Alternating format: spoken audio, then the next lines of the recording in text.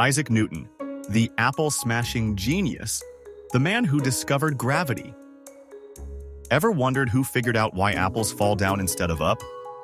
Buckle up, because we're diving into the wacky world of Sir Isaac Newton, a guy who was way more than just a wig and a grumpy face.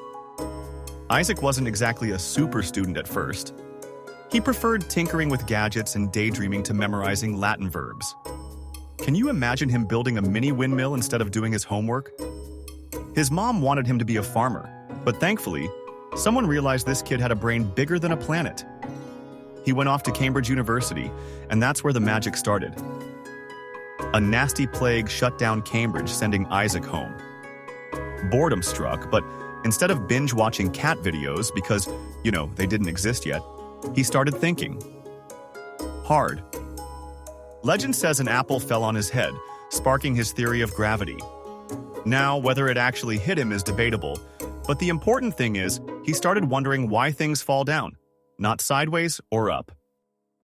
Newton came up with 3 laws of motion that explain how everything moves. Seriously, everything.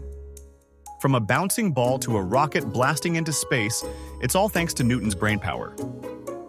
Think of it like this. An object at rest stays at rest unless you kick it. And the harder you kick it, the faster it goes. Simple, right? Well, it took Newton to figure it out.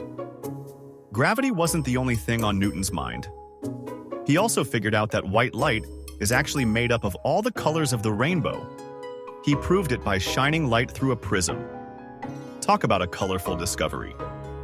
And if that wasn't enough, he also invented calculus. Don't worry, you don't need to understand it right now. Just know that it's super important for science and engineering. Basically, he made math even more complicated, but in a good way. So, next time you see an apple falling from a tree, remember Isaac Newton, the apple-smashing genius who changed the way we understand the universe. Now, go explore the world around you.